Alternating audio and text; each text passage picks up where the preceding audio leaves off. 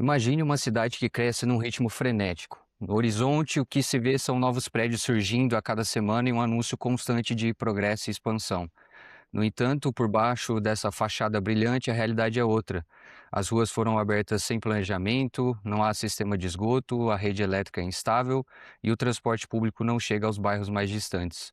O resultado desse crescimento desordenado é o caos, trânsito parado, alagamentos constantes e a falta de segurança para quem habita nela. Na última década, o Brasil viveu um fenômeno idêntico na medicina. Testemunhamos uma explosão de novas faculdades de medicina, saltando de 143 escolas em 2004 para 448 em 2024. Para se ter uma ideia da velocidade desse avanço, em apenas 10 anos abrimos 190 novos cursos, o mesmo volume que o país levou 2 séculos para criar anteriormente. Hoje somos o segundo país com mais escolas médicas no mundo, atrás apenas da Índia, que possui uma população 6 vezes maior que a nossa. Mas, ainda assim como uma cidade sem infraestrutura, esse aumento numérico não significou necessariamente melhoria na saúde. O que vemos é uma mercantilização do ensino, onde a educação médica passou a ser tratada como mercadoria por grandes grupos educacionais, muitas vezes sem a devida vocação formativa. O asfalto foi lançado, mas faltam os alicerces. 73% dos municípios que receberam ou se candidataram a novas escolas não possuem a infraestrutura básica necessária, como leitos hospitalares adequados ou equipe de saúde da família para o treinamento dos alunos. O gargalo dessa metrópole médica aparece no atendimento. Hoje, formamos cerca de 32 mil novos médicos por ano, mas oferecemos apenas 16 mil vagas de residência, deixando metade dos egressos sem oportunidade de se especializarem adequadamente. Sem a supervisão necessária durante a graduação e sem vagas de especialização, esses profissionais são lançados diretamente no mercado de trabalho, muitas vezes atuando em unidades básicas de saúde e pronto-socorros. A consequência mais grave desse crescimento desorganizado não recai sobre quem abriu as escolas, mas sobre quem está na ponta, o usuário do sistema. Assim como o morador da periferia que sofre com a falta de recursos básicos, o paciente brasileiro hoje enfrenta o risco de ser atendido por profissionais que, embora diplomados, podem apresentar formação deficitária em segurança clínica. Resultados recentes do ENAMED, divulgados em janeiro de 2026, mostraram que 30% dos cursos de medicina foram reprovados, obtendo notas insatisfatórias que refletem a baixa proficiência de seus alunos. No episódio de hoje, vamos mergulhar nesses dados e entender por que quantidade não significa qualidade e como a falta de planejamento na abertura dessas faculdades está colocando em xeque a segurança da população brasileira. E para participar desse bate-papo, nós convidamos o Adriel Abreu, que é médico emergencista, é dono do canal Medicina e Emergência e que há muito tempo vem falando sobre todas as nuances relacionadas a esse tema. E aí, Adriel, beleza? Tudo bom, gente? Bom dia. Obrigado aí por me convidar. Isso, um E aí, prazer. Rômulo? Bom, bom dia a todo mundo. É um prazer ter o Adriel aqui, né, cara? Canal super forte aí. Acompanha sempre os episódios do Adriel, muita coisa boa. E agora tá junto com ele aqui. Show de bola. Adriel, antes da gente entrar propriamente nesse assunto, cara, eu queria que você falasse um pouquinho da sua jornada aí na medicina, posteriormente seguindo para medicina de emergência, os lugares que você já passou, as realidades que você já viveu e aonde é que você está atualmente. Tá certo. Eu sou formado em medicina aí na residência na Unicamp, né? Eu sou de Niterói, no Rio de Janeiro, mas aí eu vim para Campinas para estudar. Fiquei por aqui um tempinho. Depois que eu me formei, eu cheguei a coordenar um pronto-socorro particular, né? Que fazia parte do grupo da United Health Group, que depois saiu do Brasil, né? Que aí voltou a ser a Mil. Acabei saindo um pouco depois ou antes, agora não lembro, da United ter ido embora do Brasil. E aí eu percebi que gestão não era muito mais o que eu queria, não. E isso é um movimento comum, né? Em emergencistas, sair da assistência e ir para gestão. E aí depois eu quis sair da gestão e voltar para assistência. E eu tinha um medo muito forte de ter esquecido como ser emergencista mesmo. Aí eu trabalhei um pouquinho como médico, como emergencista mesmo, nesse lugar que eu coordenava, e depois numa UPA da Unimed que tem por aqui. Prestei o concurso para EBSER e aí virei emergencista da EBSER, primeiramente lá em Sergipe, onde eu descobri que eu sabia sim ser emergencista ainda. É um lugar com muitas histórias muito doidas, assim, e onde eu consegui, acho que, fazer um dos maiores impactos da minha vida. E depois eu saí, depois de um ano e 2 meses, eu fui transferido aqui para São Carlos agora, pensando inclusive em fazer, em continuar minha formação aqui, né? Porque eu estou mais próximo de Campinas agora e vou entrar, começar um mestrado aqui também. Então eu vi uma realidade lá da Unicamp, que é uma realidade SUS, porta aberta, depois eu fui para uma realidade particular, depois eu fui para outra realidade particular, uma como gestor, outra como médico assistente, depois por um SUS porta aberta no interior de Sergipe, do menor estado do Brasil, e agora um SUS referenciado no estado, no interior de São Paulo, né, que tem mais recursos. Então foram bastante realidades assim. E, e acho que isso é um pouco do resumo, né? E aí tem o projeto do podcast que, assim como você, Fernando, eu comecei no final da minha residência e segui desde então. Massa. Ô Rômulo, eu de novo tô esquecendo um negócio importantíssimo aqui do Cara, nosso episódio, é cara. café com emergência, cara. Eu ia falar isso. Que isso? Não, bizarro. O que que você tá tomando, Fernando? Ó, eu tô tomando um cafezinho aqui, que semana passada eu tava em Paraty, lá no Rio. E aí lá, cara, no meio do centro histórico, bonitinho, tem o Montanita Cafés Especiais. E aí eu trouxe esse cafezinho aqui, ó, que eles torram lá, mas basicamente ele é das matas de Minas. É uma produção liderada por uma mulher que une qualidade, consciência social, valorização rural e preservação ambiental, cara. É um castilho, safra aí de 2025. E você, tá tomando o quê? Cara, eu tô com o meu café da assinatura. Eu quase abri um outro que eu comprei aqui. Eu comprei um raridade, 90 pontos, Quênia. Sensacional. Mas se eu abrisse sem a Gisele, eu ia apanhar à noite. Então fui no cafezinho da assinatura mesmo. Se, tô pegando o do mês de dezembro ainda, que o de janeiro chegou ontem. Tô com um catuai amarelo.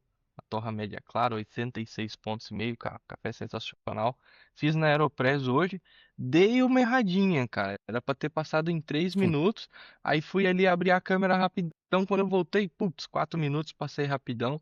É, mas café é bom, um minutinho de erro ali, você sente no paladar, mas ainda tá um café sensacional. E Adriel, você curte um cafezinho, cara?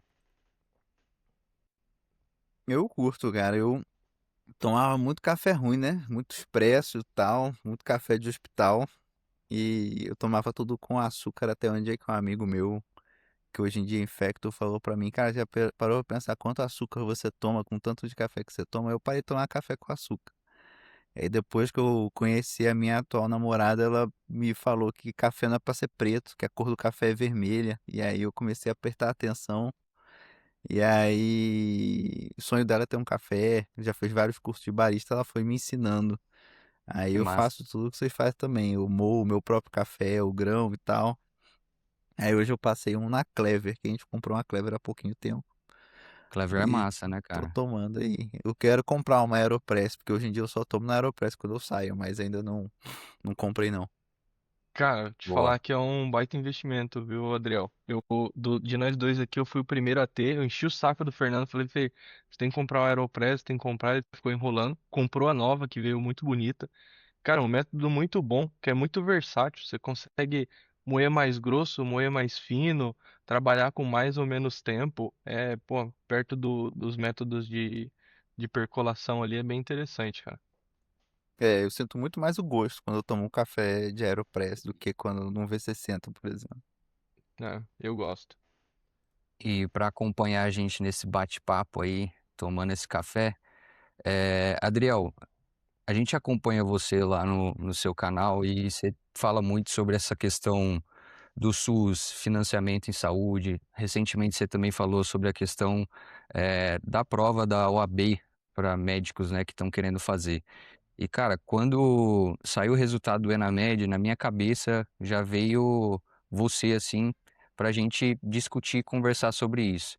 Porque eu acho que esses resultados mostraram alguma coisa que a gente já estava vendo há algum tempo, né?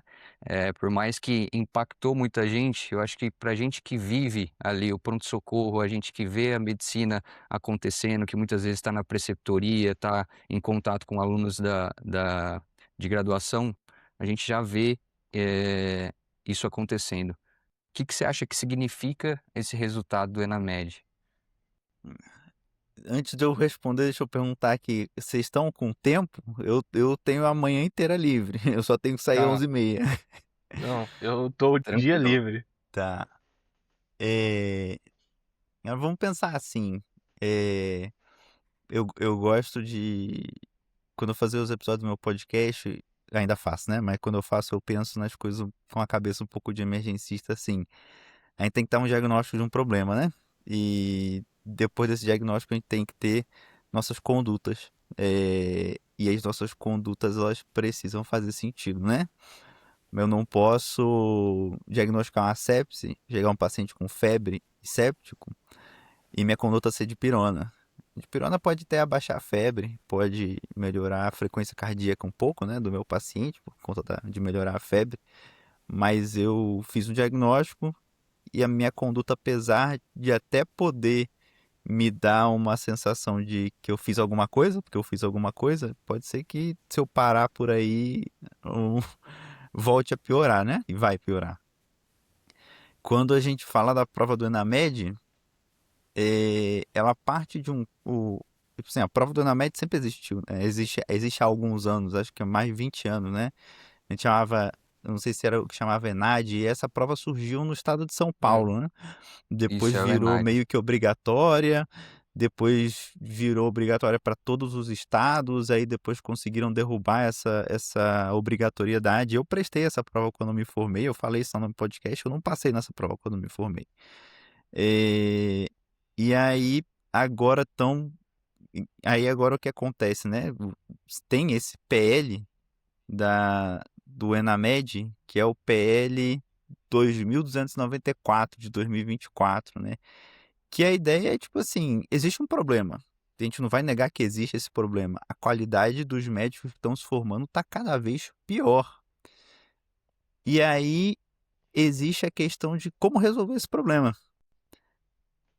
E a forma que encontraram de resolver esse problema foi uma prova. Aí eu tenho alguns problemas com isso, né? Vamos pensar assim. Se eu não me engano, a votação no Senado sobre esse PL foi de 11 contra 9. 11 a favor e 9 contra, né? Então, quando você vai ler as notícias, ver o que foi discutido, não se tem uma. A discordância entre esses 11 a 9 não é uma discordância de tipo assim, tem que ter a prova, não tem que ter a prova. Todo mundo concorda que tem que ter a prova. A questão é o método, as consequências disso e quem que vai ser responsável por essa prova. Por exemplo, se você olhar lá o caderno de questão, quem que faz a prova do ENAMED? É o Ministério da Educação. E isso já começa a dar um pouco de pista para a gente de qual que é o problema disso. Isso é uma coisa que eu já fui atrás e também não tem muito consenso, não. Quem que vocês acham que avaliaria melhor um médico para tratar os pacientes na realidade brasileira? O Ministério da Educação ou o Ministério da Saúde? O que que cada um está focado em? Um está focado na educação, o outro está focado na saúde, mas obviamente que os dois têm alguma interligação, né? As faculdades de medicina são vinculadas ao Ministério da Educação, não são vinculadas ao Ministério da Saúde. Não é em todos os países que é assim. Existem diversos níveis de qual ministério que é mais envolvido com a formação médica. E aí, já pulando algumas etapas, depois a gente volta para ir discutindo com calma cada coisa, a gente tem esse resultado do ENAMED aí, que foi catastrófico, principalmente para as faculdades particulares, mas também para algumas instituições públicas que são faculdades municipais, assim, instituições municipais de ensino de medicina. Beleza, a gente tem essa informação agora de que, nossa, a qualidade de muitos médicos talvez não seja boa. Mas peraí, é, essa qualidade realmente é ruim no sentido de eles não sabem atender ou eles não sabem fazer uma prova? São coisas diferentes, né?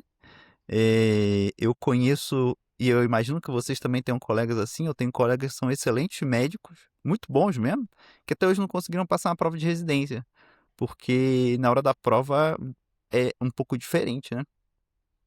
E aí a questão assim, eu não tô negando, assim, a gente pode imaginar que muitas dessas pessoas que foram mal na prova realmente não têm conhecimento, porque a gente teve uma expansão muito grande de faculdade de medicina e uma expansão que, assim, o próprio CFM já mostrou que muitas instituições de medicina estão em cidades que você não tem estrutura, que você não tem leito SUS, que você não tem UBS, que você não tem UPA. Onde é que o cara vai aprender a prática médica? Tão importante quanto a teoria também é a prática associada à teoria. Não adianta nada você saber o Harrison, você saber o Guyton, e você não souber atender, você não souber transformar isso em prática, né? Onde que as pessoas vão aprender isso? Realmente, né? E além de onde que elas vão aprender, com quem que elas vão aprender, né? Pô, a gente é emergencista. Quem que ensinou medicina de emergência pra gente? Eu sou da 4ª turma de medicina de emergência. Eu tive a sorte de conseguir ter preceptores que eram emergencistas. Mas se você for parar pra pensar, se a gente que é emergencista, formado em instituições grandes, já tem dificuldade de ter preceptores emergencistas, quem que tá ensinando emergência para essas pessoas? Quem que tá ensinando hemato? Quem que tá ensinando clínica médica? Quem tá ensinando cardiologia? Pô, eu tenho um conhecido que ele é endócrino e ele que dava aula de medicina de emergência, assim. E aí, assim, se as pessoas. Eu não tô nem falando de discutir, por exemplo, uma PCR, discutir desfibrilação em sequência dupla, discutir se a gente deve ou não usar adrenalina na fibrilação ventricular, de usar ultrassom, a gente tá discutindo o básico, assim, pô. Será que as pessoas estão sendo ensinadas que elas não precisam pedir exame de urina na infecção urinária? Será que as pessoas estão sendo ensinadas o porquê que elas estão pedindo exame, né? Tipo, eu trabalho num lugar que é referenciado, né? A gente responde muita ficha cross. Pô, todo paciente tem tropo, tem AST, tem TGO, Amilase, TGP, lipase. amilase, pra tudo, assim. Tipo, toda insuficiência respiratória ganha furosemida, hidrocortisona, salbutamol, e E aí eu fico tipo, terbutalina. terbuta, é, terbutalina depois eu descobri que ainda faz sentido, mas outro dia eu vi uma paciente com broncoespasmo, com DPOC que a única medicação que ela usa é a aminofilina. E aí, tipo assim, se nas instituições grandes, nas cidades grandes, você tem dificuldade de ter as pessoas adequadas a ensinar, essas outras instituições, quem que está ensinando, né? Então, tentando resumir um pouquinho essa primeira resposta, assim, esse resultado a gente não pode só olhar para as pessoas para os médicos ou futuros médicos que estão em vias de se formar e culpar eles, mas a gente tem um grande problema que é, beleza, como é que a gente melhora a formação desses médicos? Porque aí, veja só, eu tenho, no projeto de lei tem essa questão lá que quem foi mal avaliado, né, as instituições que tiraram 1 e 2, vão sofrer punições, ou elas não vão poder inscrever novos alunos, ou vão ter que reduzir as vagas, inclusive, né? Beleza. E aí eu posso simplesmente fazer com que minha instituição de ensino ela se volte para melhorar os alunos a fazer prova. Eu posso ter cursinhos assim como eu tenho pós-graduação, assim como eu tenho um cursinho pré-residência, pré-vestibular, agora eu vou ter um cursinho para na média. É o que eu falei lá no meu episódio sobre isso. Você vai estar lá, você vai ter começado o internato e você vai ter uns amigos que vão estar fazendo cursinho para passar no Enamed, pô. Até porque o Enamed a ideia do projeto de lei é que o Enamed seja usado para você poder ter o seu CRM. Se você não tiver seu CRM, tu não consegue trabalhar, salvo 2 exceções lá, né? Então, assim, beleza, as faculdades vão se voltar para fazer prova, até porque nas faculdades particulares, inclusive, ninguém vai querer diminuir vaga, ninguém vai querer ficar sem receber aluno porque o curso de medicina é o curso mais caro, isso a gente aprende em gestão, inclusive, que o curso de medicina nas faculdades privadas ele serve para pagar os outros cursos também, né? Então a faculdade de ensino privado ela abre vários cursos com valor mais acessível de fisioterapia, de enfermagem, de fonoaudiologia, e o que custeia muito desses cursos é a mensalidade da medicina. E aí as faculdades não vão querer ficar sem receber novos estudantes de medicina. E aí se você resolve esse problema, essas instituições estão indo bem na prova do Enamed, tem incentivos para ir melhor na prova do Enamed, significa que o médico é melhor? Significa que o médico está bem formado? ou que ele sabe passar uma prova? Quanta gente passa nas residências aí concorridas e você vai lá e vê a pessoa não é tão bom médico assim. Isso gera um outro problema, né? Se você parar para pensar, se eu tô falando, ó, essa pessoa aqui foi boa na prova, eu chancelo que essa pessoa foi boa na prova. Eu posso fechar os olhos pro problema de que ela não é um bom médico, porque saber fazer uma prova é diferente de você saber fazer a prática da medicina, né? Então, tem vários problemas que não ficam resolvidos. Por isso que eu falei de fazer dipirona para febre na sepse. Você não resolveu o problema. Tem muita coisa por trás ainda que precisa ser vista, né? Mas eu vou deixar vocês comentarem um pouquinho. Tem a questão da. Tem uma questão sobre a residência que você comentou que eu tô tentando lembrar aqui, mas vamos seguindo. Cara, eu até me perdi agora.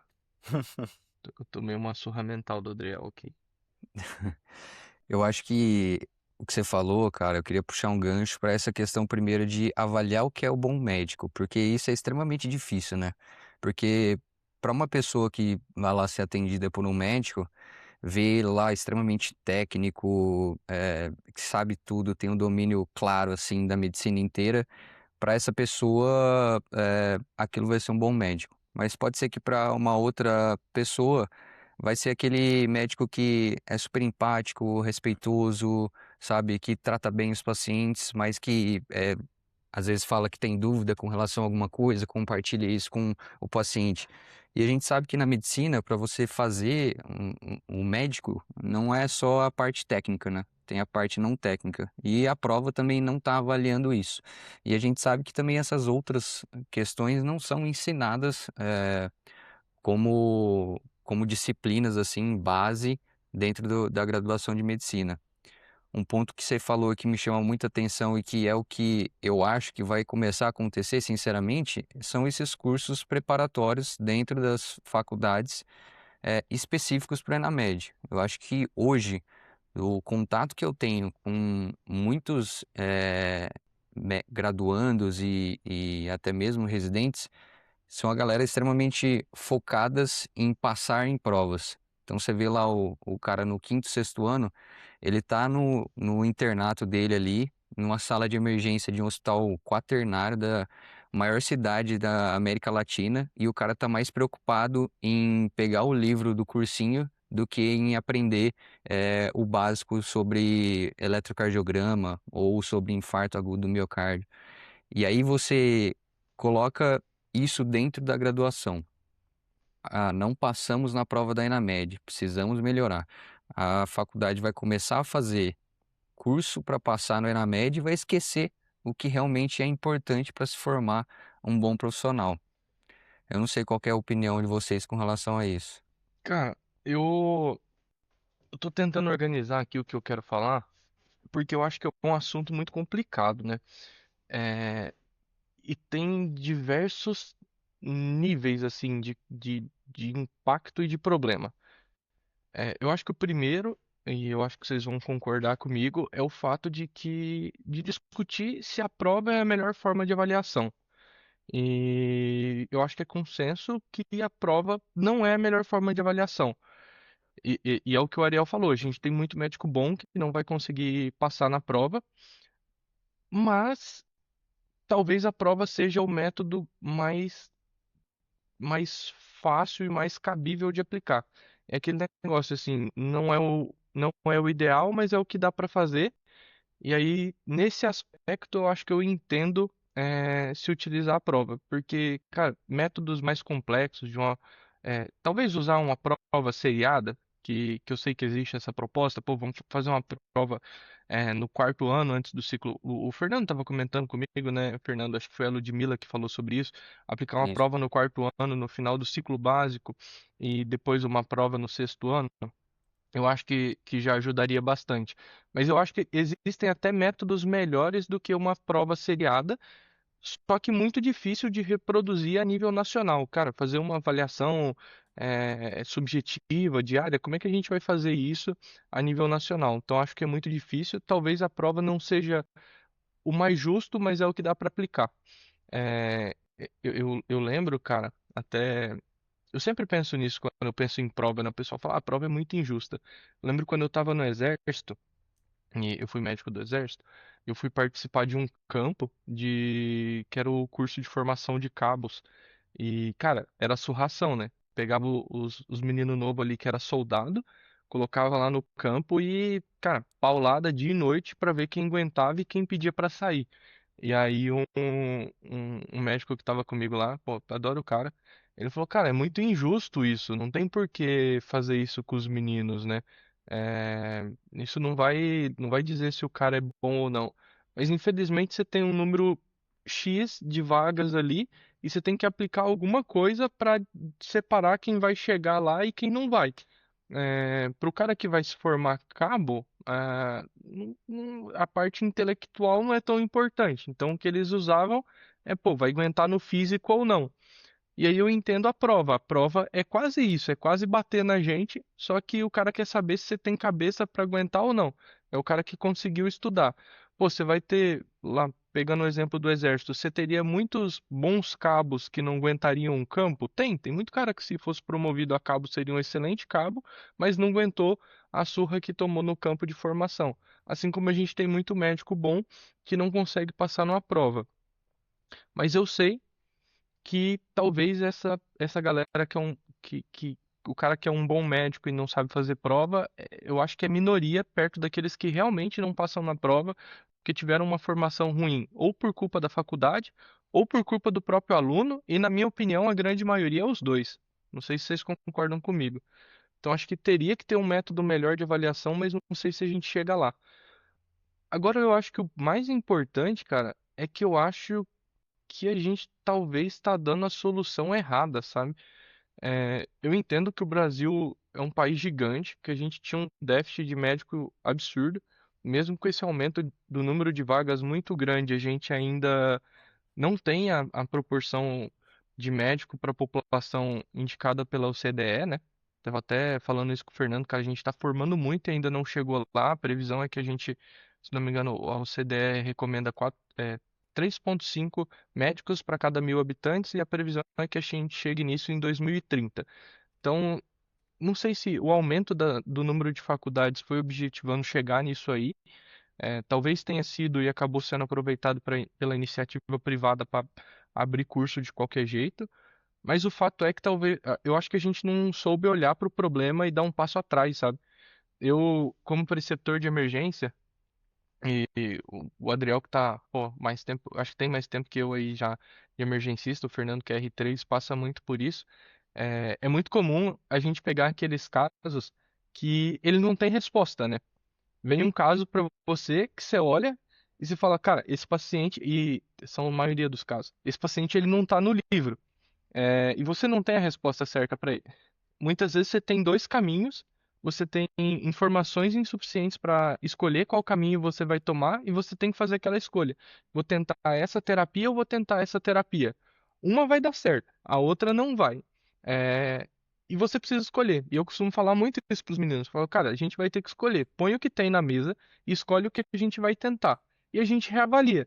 Se isso não der certo, é reconhecer que a gente tomou o caminho errado, dá um passo atrás e vai de novo, e vai pro outro lado.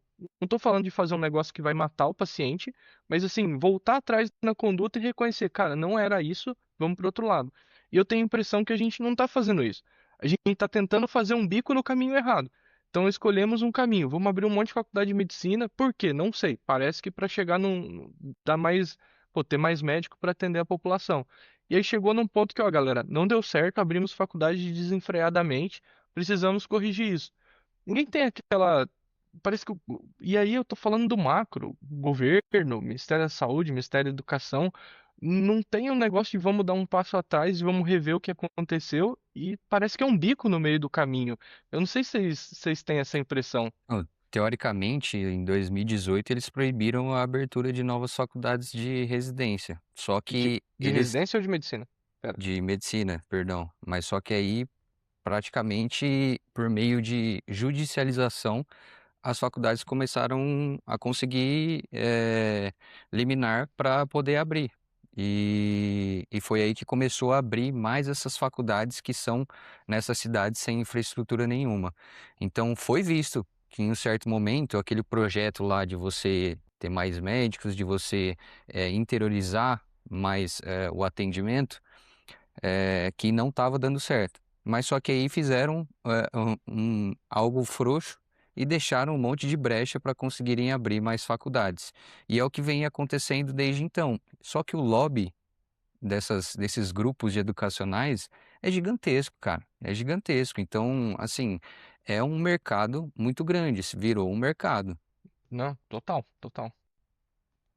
Tem uma coisa que você falou, Romulo, que assim, pra mim eu acho que é a grande diferença entre você fazer uma prova e você atender um paciente, que é a capacidade de você fazer uma reavaliação, sabe? Tipo Sim. assim, se você tá de frente para um caso, você pensa em algumas coisas, você vai fazer algumas coisas, elas podem não dar certo, e você vai reavaliar e você vai fazer outras. A prova não te dá essa possibilidade, você tem que acertar de primeira. Não tem um espaço para você errar ou não errar, ou estar ali E naquela ter zona dúvida. cinzenta. Ter dúvida, você não É, pode ter dúvida. é, Eu eu falo isso, concordo. eu tenho um episódio antigo do meu podcast que é o que você precisa saber antes do seu primeiro plantão, e o que eu falo é isso, assim, a reavaliação é sua amiga. Você pode tomar uma conduta e reavaliar, inclusive. Você pode transmitir isso para o paciente, você pode transmitir essa incerteza para o teu paciente e tá tudo bem, sabe? Você tá ali, você precisa mostrar que você tá ali para ajudar também, que você pode, não precisa É, saber tudo o que está acontecendo. Inclusive na emergência é isso que acontece muitas vezes. A gente tá ali muitas vezes para tentar identificar o que está colocando em risco a vida do paciente, mas a gente não tá ali para dar o pra diagnóstico dar o definitivo diagnóstico. muitas das vezes. É. Oh, Então, eu. Vai. não, é que isso não vai estar representado numa prova. Essa Co- co- possibilidade não tá na prova. E Não, aí, concordo. E- me diga aí, O, depois o, eu.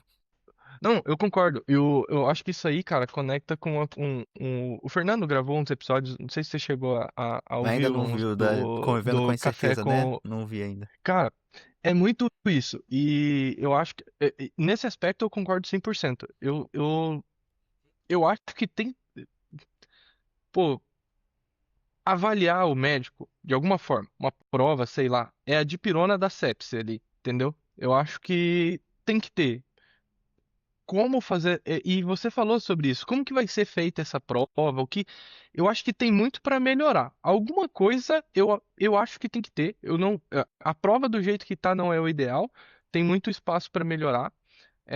Mas até essa realidade de prova objetiva, pô, 4, 5 itens e marcar X, faz com que a gente chegue lá na frente sem saber conviver com a incerteza, que é o que o Fernando falou, cara. Você é formado para, assim, te põe um caso clínico ali numa questão de prova, você tem meia dúzia de informação e você tem que, pô, acertar um diagnóstico, entendeu? Isso é síndrome nefrítica, é síndrome nefrótica, isso ou é aquilo. Na vida real, cara, não tem. Essa dor torácica é TEP, infarto, pneumotórax ou dissecção. E você não tem a resposta. E a prova realmente, ela ensina errado a gente, né, cara? Pô, desculpa. Ela Se você ensina parar pra errado, porque pensar, você sai treinado a achar uma coisa certa, que na vida não tem. São poucos os casos. É difícil você chegar e falar para o paciente, olha, você tem isso. Olha, você pode ter isso e aquilo. Vamos ver o que vai acontecer daqui para frente, né? se você parar pra pensar assim, com certeza uma prova discursiva seria melhor que uma prova objetiva. Aí a questão entra na aplicação numa prova discursiva, entra na correção, né? E aí, quem que vai querer corrigir milhares de provas discursivas? Como É. é que você vai fazer uma logística disso? Não é impossível, eu te garanto que não é impossível. Inclusive, hoje Não, em não dia, é. com o IA, talvez até fosse mais fácil. Mas é aquele negócio assim, às vezes é mais fácil fazer o que é fácil. É tipo chegar um edema, uma insuficiência respiratória por broncoespasmo. Aí o médico mal formado lá vai lá e faz uma furosemida, porque ele disse que ele ouviu um crepe em algum lugar. Ah, fez alguma coisa, então vamos fazer essa prova objetiva aqui, que é isso aí, é o que dá pra fazer. A ampola de furosemida tá ali mais perto. Do que você Uhum. fazer, do que você virar e falar, ah, não, pô, esse broncoespasmo aqui talvez seja por essa insuficiência respiratória talvez seja por algum outro motivo, vou ter que pensar um pouco, vou ter que raciocinar um pouco, gastar um pouco mais de ATP aqui. Mas Ah, Voltando lá, o... diga aí. Pode ir. Não, e talvez até melhor do que uma prova discursiva, cara, uma prova prática, óssea, Sim, sim. habilidade, entendeu? Eu acho que tem muito. É isso, eu acho que não sou contra ter um método de avaliação. Eu acho que estamos na avaliação errada tem que achar uma avaliação que é aplicável e a avaliação, ela é de pirona da sepsi, assim, cara. É só mais uma coisa. O problema não é resolvido com uma avaliação.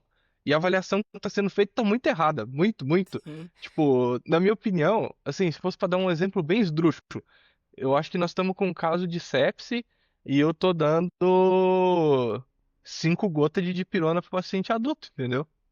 Tá tudo É. errado. Sim, e tem uma questão assim, a gente tem que voltar um pouco mais atrás, que você, acho que o Fernando começou falando o que que é o bom médico, né? Cara, o que que é o bom médico pra quem? Começa aí. Obviamente essa discussão aí vai longe, assim, a gente parar pra pensar, né? O charlatão é um bom médico pra pessoa que tá querendo encarar a charlatanice ali. É isso aí, entendeu? A gente, quando eu era coordenador de pronto-socorro, tinha isso, né? Quem que é o bom médico? É o médico que recebe a avaliação no NPS de 9, de 10? Ou é o médico que fez o diagnóstico certo e foi grosseiro, tá?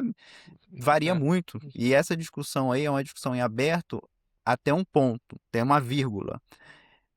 A gente, quando tem essa discussão em aberto de o que é um bom médico, a variação dessa resposta é porque são várias pessoas que estão respondendo.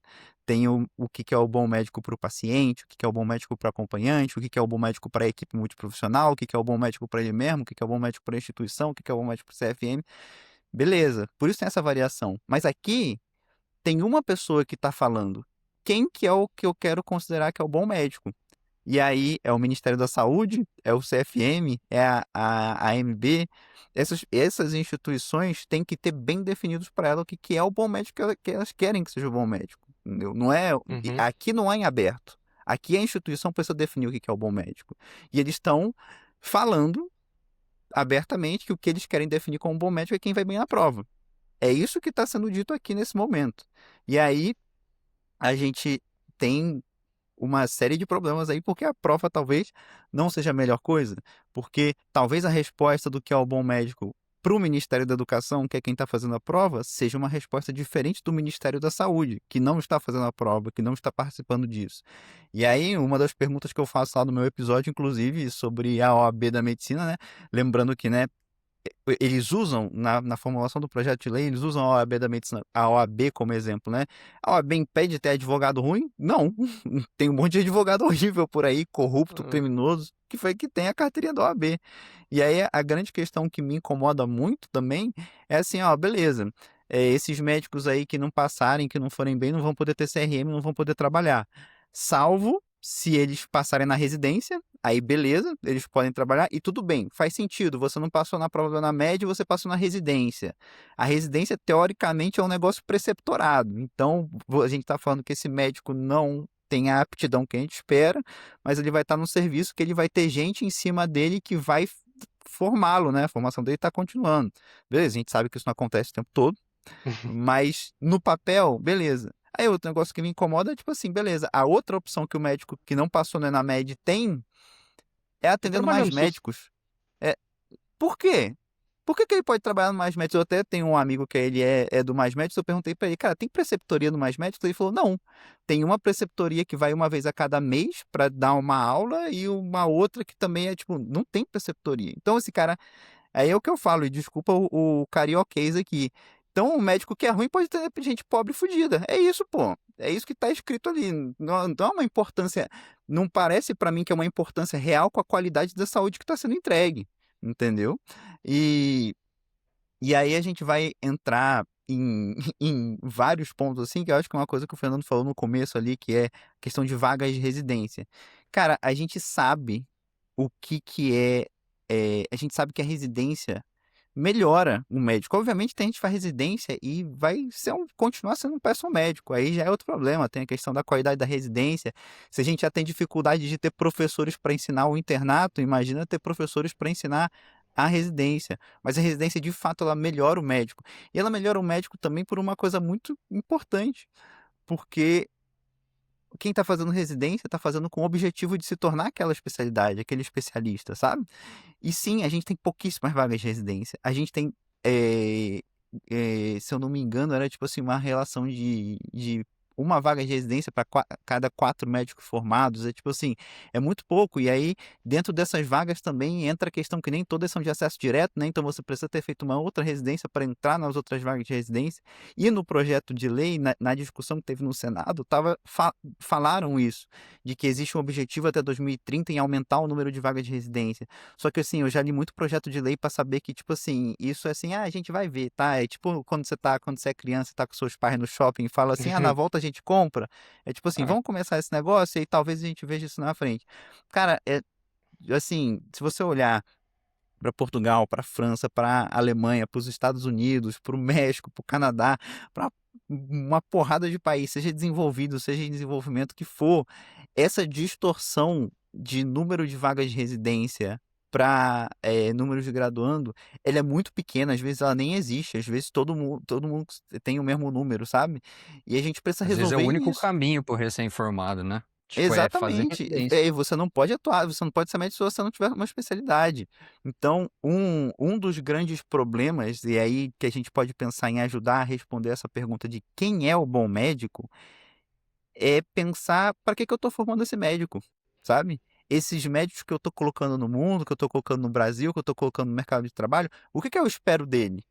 E a gente basicamente não tem esse plano. Tipo assim, enquanto nação, enquanto Estado, a gente não tem um plano para esse médico que se forma. A gente está formando por formar. Se você para pensar, se você tem o mesmo número de vagas de residência para o número de formados, de- né? De egressos, se a gente tiver alguma coisa parecida ali, quando eu, enquanto Estado, estou formando esses médicos na graduação e eu tenho essas vagas de residência, o que é que eu estou falando?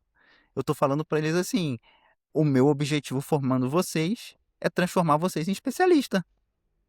Se eu estou formando só por formar, como é que eu vou avaliar se esse médico é bom, se ele pode fazer qualquer coisa? Pô, eu estou formando um médico, que ele pode fazer qualquer coisa. Como é que eu vou avaliar se ele é bom? Eu vou ter que fazer uma prova sem pé nem cabeça que avalie uma porrada de coisa e vão ser insuficientes. É aquele negócio, né? Sabe um pouco de tudo, mas não sabe o suficiente, sabe? Para fazer. o... Cara, é... isso é muito louco. O Fernando trouxe até o número. Varia muito esse número aí da relação de número de formandos Ah, e residência. deixa eu só fazer um comentário em cima disso, porque eu Ah, tinha anotado para falar. Eu tenho um episódio sobre isso também que se chama Devemos Abrir ou Fechar Escolas de Medicina, né? O Brasil, ele tem. A OCDE, né, sugere que os países tenham 3,5 médicos por mil habitantes. Em 2024, a gente tinha 2,81 médicos por mil habitantes. Só que tem, assim, uma discrepância muito grande, né? O estado do Rio de Janeiro uhum. tem 4,24 médicos por mil habitantes, então tá acima. O Espírito Santo tem 3,45, então tá quase lá. São Paulo tem 3,92, Brasília tem 6,14. Aí você olha o Maranhão tem 1,36, o Pará 1,38, o Amapá 1,54. Se tu for olhar pra Cara, a cidade, mano, Amazônia. tem uma cidade no Rio Grande do Sul chamada Faxinal do Soturno que tem 34,9 médicos por mil habitantes, pô. É, eu peguei um dado se não me engano, do próprio CFM, que o interior do estado do Amazonas ali tem região com um 0,2 0,2. médico para. É, não, bizarro, bizarro. E é isso, assim, pô, voltando lá no que eu falei também, por que que a gente abriu tanta escola de medicina? Será que era buscar esse número de 3,5 médicos para cada 1.000 habitantes? Se sim, pô, faz sentido abrir, mas eu acho que a gente fez um projeto meio mal feito, né, Adriel? Não sei se você concorda, porque a gente vai chegar lá, a gente vai chegar nos 3,5. Mas primeiro, a gente vai chegar nos 3,5 com que qualidade de médico? E depois, cara, foi um projeto feito para curto prazo, né? Porque também nós vamos passar muito rápido, porque a gente está numa discrepância de crescimento populacional e crescimento da população médica muito grande, cara. O CFM traz um dado, se não me engano, de 1998 para 2022. A população brasileira teve um crescimento de 40%, enquanto a população médica teve um crescimento de 430 e pouco por cento, entendeu? Então a população brasileira cresce de um jeito e a população médica, daqui a pouco, a perspectiva é que a gente atinge os 3,5 médicos para cada 1.000 habitantes em 2030, né? Só que isso aí vai explodir, assim, em 2050 nós vamos ter, sei lá, 7 médicos para cada 1.000 habitantes. Então, um projeto que parece que foi feito a curto prazo. E você vai Eu E continuar com acho. 0,2 médicos por 1.000 habitantes no interior do Amazonas. exato. Independente. Não, exato. Concordo 100%. E sabe uma coisa que eu tenho? Eu tenho muito medo. Eu tenho muito medo dessa questão da abertura de vaga de residência. Porque sempre entra em pauta. Pô, tá crescendo a população médica, o médico é ruim, não sei o quê. E aí, pô, a gente forma 38 mil médicos por ano para 11 mil vagas de residência. Precisamos abrir vaga de residência. Cara, olha o que a gente fez com a escola de medicina. Precisamos abrir escola de medicina. Pá, tome. Eu tenho muito medo do precisamos abrir vaga de residência e dar-lhe vaga de residência a qualquer custo, porque, cara, é indiscutível que residência é sensacional, forma muito bem. A gente sai de lá, eu, assim, depois de 3 anos de residência, eu sou outro cara. Fiz minha residência dentro de uma instituição muito boa. é, mas tem seus problemas. Pô, dentro das grandes instituições, a gente tem seus problemas. Eu acho que tem muita coisa para ser revista. Agora, se dentro das instituições tradicionais a gente tem problema, o que que vai acontecer com essas vagas de residência nova que podem abrir aí de qualquer jeito, sabe? Então eu tenho medo disso, cara. Não sei se você tem medo disso também. Eu queria falar, cara, que me parece que viram um problema lá, que era que faltava médico. E aí viram esse problema e deram uma solução meio que rasa, Barata, né? né? É a solução Tipo assim, barata, né? cara, falta médico, vamos abrir mais escola. E aí, agora, basicamente, viram o problema de se abrir muita escola, que é formar profissionais com baixa qualidade.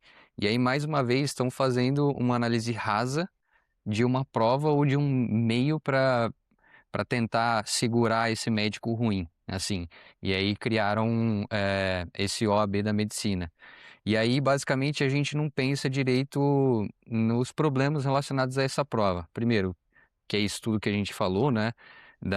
Do que essa prova vai avaliar, mas o meu receio também é isso que vocês falaram um pouco. Cara, se esse médico não passar, o que que ele vai fazer, sabe? Tipo, a gente precisa pensar nisso, cara. A gente precisa pensar. E depois, a, a gente parece que está querendo achar a resposta simples para uma pergunta super complexa, que é como a gente vai interiorizar mais médicos, como a gente vai conseguir colocar médico lá no interior do Amazonas, como a gente vai conseguir colocar médico em locais que necessitam. O que a gente vê atualmente, por exemplo, é abrindo um monte de escola em cidade que realmente precisaria de uma infraestrutura melhor de saúde, só que ao invés da escola ir lá e melhorar a saúde do local, o que acontece muitas vezes é que os graduandos, até internato, essas coisas, eles saem daquela cidade e vão para outra fazer internato, porque lá não tem infraestrutura básica. Peraí, então o que que você está beneficiando? E aí, esse cara que se forma lá nessa faculdade, depois ele se formou, não tem um hospital decente para ele trabalhar depois que ele se forma. Para onde que ele vai? Ele vai para onde tem infraestrutura mínima. E aí ele sai desse interior. Então não tem nada de atrativo nisso para o médico ficar. Então a gente está dando muita resposta simples para algo que é extremamente complexo. As vagas de residência também não estão no interior, né? Eu vou. Só lembrei algumas coisas de faca, eu tô com o meu caderninho novo anotando o que vocês vão falando. A prova do Enamed, ela é seriada, né? Ela é para ser justamente isso que você falou, Rômulo, no quarto ano e no sexto ano. Ah, boa. É, e esse negócio que eu falei, né? A gente tá formando médico pra quê? Qual que é o objetivo, né? Porque a gente precisa saber do objetivo para poder montar uma prova para esse objetivo. E o exemplo que você deu do cabo no exército é excelente, porque é isso. Tem um objetivo do cara ser cabo. E esse objetivo do que a gente espera daquela pessoa vai ser refletido em como a prova vai ser feita. Se a gente não tem objetivo do que a gente quer para o nosso médico, a gente não tem muito bem como formar uma prova. Se você parar para pensar, as provas que você faz durante a faculdade, pô, você faz uma prova de anatomia. Tem o objetivo daquela prova que é para saber se você aprendeu anatomia. Agora, você fala, eu quero ver se o médico é bom. Porra, não sei nem o que é um médico bom. Como é que eu vou, É. como é que eu vou fazer uma avaliação? Não, É, aí, assim, essa questão da residência realmente, tipo assim, vamos abrir mais vagas de residência. Cara, a gente sabe que tem muito hospital por aí que abre residência para ter mão de obra barata. É isso. Que em vez de eu pagar o plantão do médico lá, eu vou pagar a bolsa de residência e é isso aí. É, tem um monte de residência ruim. Eu concordo plenamente com vocês, mas aí a gente, cara, assim, ter ido para o interior do Sergipe trabalhar mexeu muito com a minha cabeça em vários sentidos, assim, de perceber como é difícil, inclusive, essa questão da interiorização. O interior do Sergipe tinha os piores indicadores de saúde do Brasil. E aí, o que é que o Estado foi lá e fez? Falou, mano, vamos meter um campus da saúde aqui da Federal do Sergipe nessa cidade. Então, a cidade de Lagarto lá tem a UFS, que é a Federal do Sergipe, campus da saúde. Tem medicina, tem fono, tem enfermagem, tem psicologia, tem fisioterapia, tem serviço social, tem a porra toda. Tem residente de fono, de nutrição, de fisioterapia, acho que de psicologia não tem.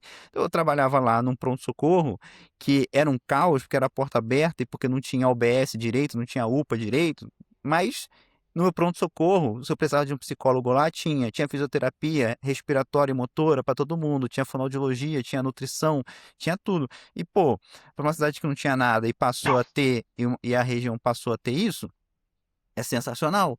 Só que, pô, Sergipe é um estado pequeno. Quase todo mundo que era médico, por exemplo, morava em Aracaju e trabalhava lá em Lagarto. E como o concurso era de 24 horas, o que o pessoal fazia? Dá o seu plantão de 24 horas e depois vai embora, só volta na semana que vem. Por que não fixa as pessoas no interior? Porque é isso, a cidade, o resto da cidade não tem estrutura, não tem comércio, não tem serviços assim, né? Não é atrativo. Porra, se eu tô a 1 hora e meia da capital, eu vou morar na capital, não tem por que eu morar aqui. E aí, essa questão de você interiorizar médico, assim, eu vou ser bem sincero que talvez eu comece a entrar numa parte que seja um pouco mais complexo, mas eu queria, antes de falar um pouco sobre isso, essa questão que, assim, a prova, cara, a prova do ENAMED, eu concordo, não é a melhor coisa. É o que a gente tem para hoje? É. Até comentaram no episódio no podcast que eu falei sobre isso. É o que tem para hoje.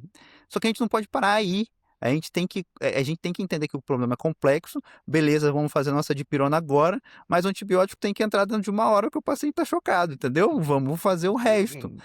Por exemplo, deixa eu dar um outro exemplo de uma coisa que, tipo assim, é totalmente paliativo, não resolve o problema, mas é o que a gente tem para agora, que é o que está acontecendo aí. E eu sou contra, eu ainda vou fazer um episódio sobre isso. É aquele programa que o governo federal lançou agora há pouco, que é o Agora Tem Especialista.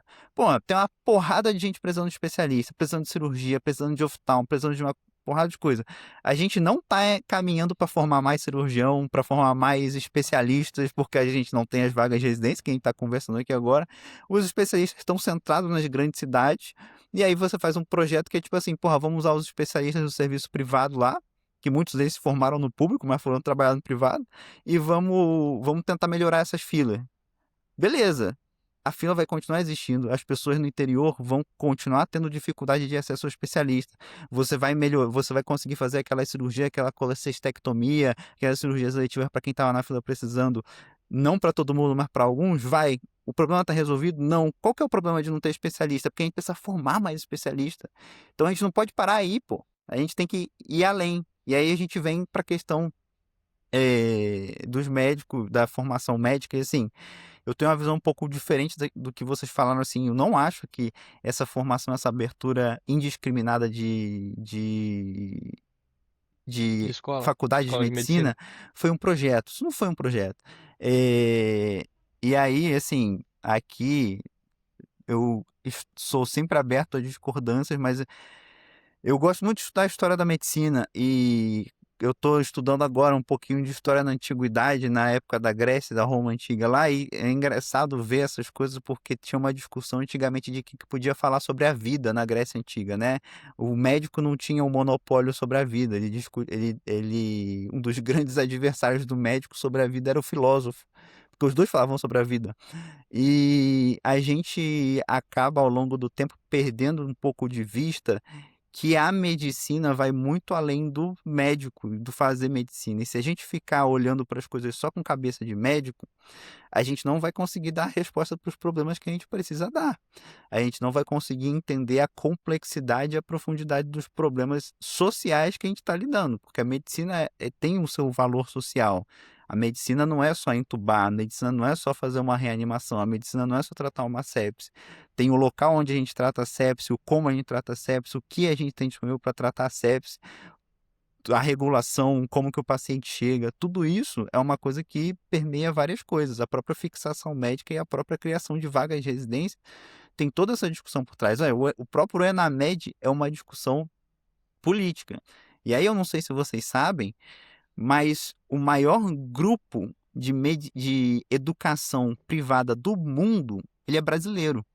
É, o Brasil, as faculdades privadas, as instituições de ensino privadas, no começo da época de 2000, elas estavam falindo, estavam à falência. E aí, assim, veio o governo Lula no começo dos anos 2000 lá, e ele resgatou, ele salvou essas instituições privadas, criando o grupo Croton, que agora já mudou de nome, que virou o maior conglomerado de educação privada do mundo. Veio o FIES, veio o ProUni. Ó, isso foi muito importante para muita gente se formou, conseguiu se formar nessa faculdade privada, foi a primeira chance que muita gente teve de entrar na faculdade. Só que aí é aquilo que a gente comentou aqui um pouco no começo. Isso vira um mercado. Não é um projeto, é um mercado. Tem gente querendo fazer faculdade de medicina? Tem. Existe uma demanda para isso. Então eu vou aproveitar essa demanda que tem e eu vou abrir vaga. Aí a pessoa vai, se inscreve e faz medicina.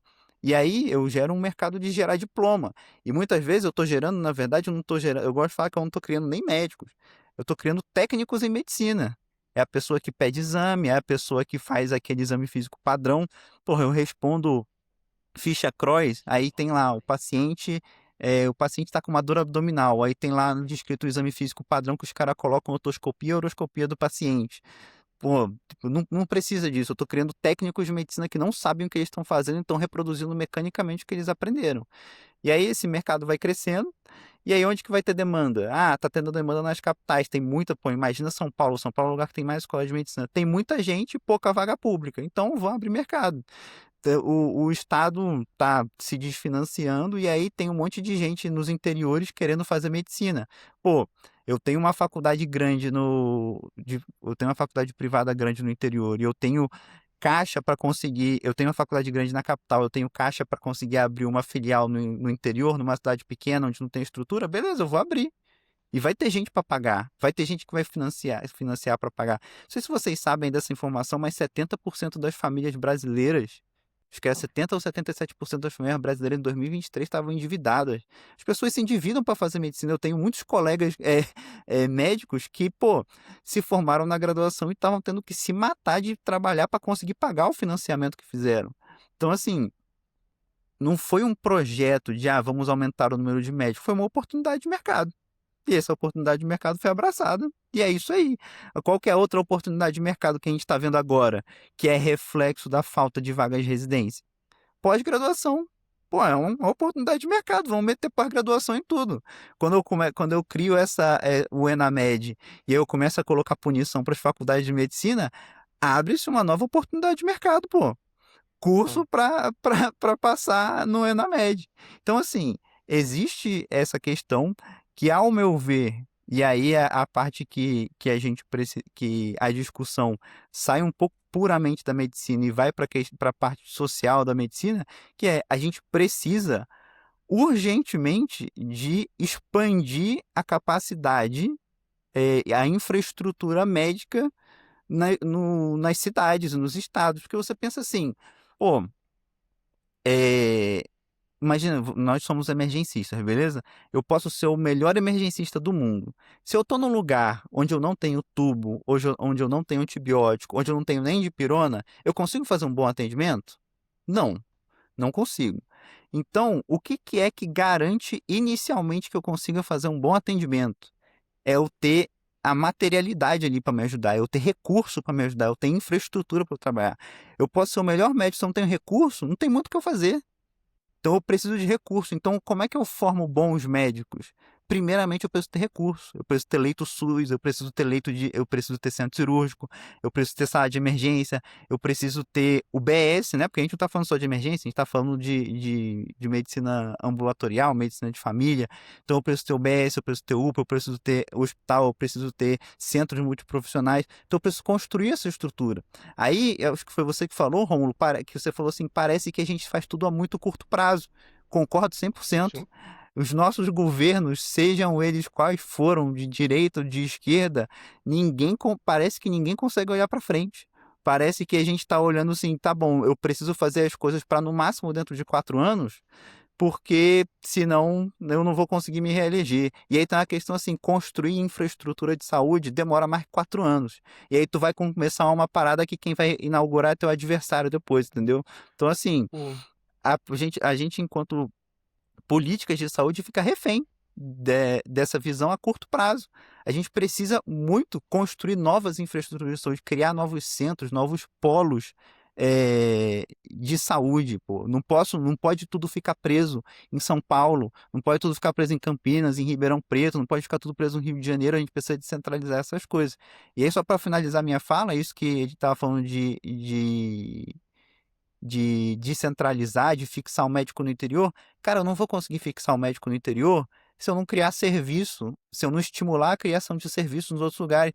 Pô, se eu não criar shopping center nos interiores, sei lá, se eu não criar infraestrutura de transporte, se a rodovia para o cara chegar lá no interior for horrível, se não tiver trem, se não tiver avião, se não tiver.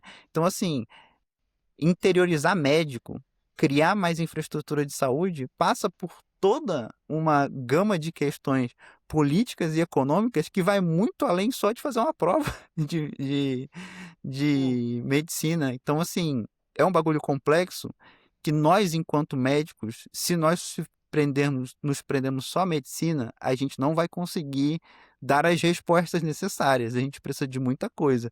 Eu finalizo com 2 exemplos assim. O SAMU, que é uma das maiores coisas que a gente tem, que todo mundo que é emergencista sabe da importância, foi um projeto político que demorou muito tempo para sair do papel e que foi um projeto que, assim, cara, imagina, vou pegar um médico aqui e mandar o cara lá para a França para prender os caras para talvez depois fazer um negócio com a ambulância aqui. É um bagulho de alto risco, é um negócio difícil de fazer, né?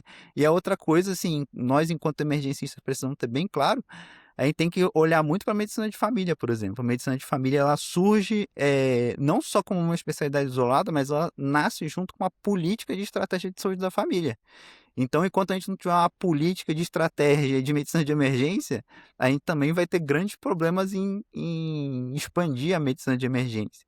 E aí, eu finalizo dizendo isso assim, a gente precisa olhar para essas questões da qualidade do ensino médico e entendendo que não é só fazendo uma prova ou que a gente vai resolver, beleza, o que a gente vai fazer depois? A gente vai facilitar a prova? A gente vai dificultar a prova? Se o médico fizer uma prova mais difícil, significa que ele é um médico melhor, assim? Então, é complexo, é multifatorial e a gente precisa se envolver mais com essas coisas para a gente conseguir achar as respostas corretas. Senão a gente vai ficar só fazendo de pirona mesmo. Ô, Romulo, cara, ah, antes só de você falar, cara, só deixa eu falar só um dado que eu vi recentemente que me espantou muito, que vai muito nessa linha do que o Adriel estava falando sobre o investimento em atenção básica. É, ano passado, 2025, teve um censo das unidades básicas de saúde, O que raio-x da basicamente, saúde, alguma coisa assim. tinham quase 45 mil unidades em funcionamento e quase 26 mil que tinham apenas um médico. Então, mais da metade tinham apenas um médico dessas UBS. Quase 90% delas tinham apenas uma equipe de saúde da família, cara. E basicamente 60% delas precisavam de alguma reforma estrutural e 57% não tinha nem oxigênio, cara. E disso tudo, ainda tinham mais de 1.700 unidades que não tinham nenhum médico. Nenhum médico. E a maioria desses casos estavam todos concentrados no Nordeste. Então, só para mostrar um pouquinho aí sobre isso. cara, pô, pegando esse dado, daqui a pouco eu volto com o Adriel ali, que tem uma, porra, caçambada de coisa pra falar. Mas, cara, em cima disso, eu acho que tem dois problemas pô, papo de três emergencistas aqui falando de atenção básica agora.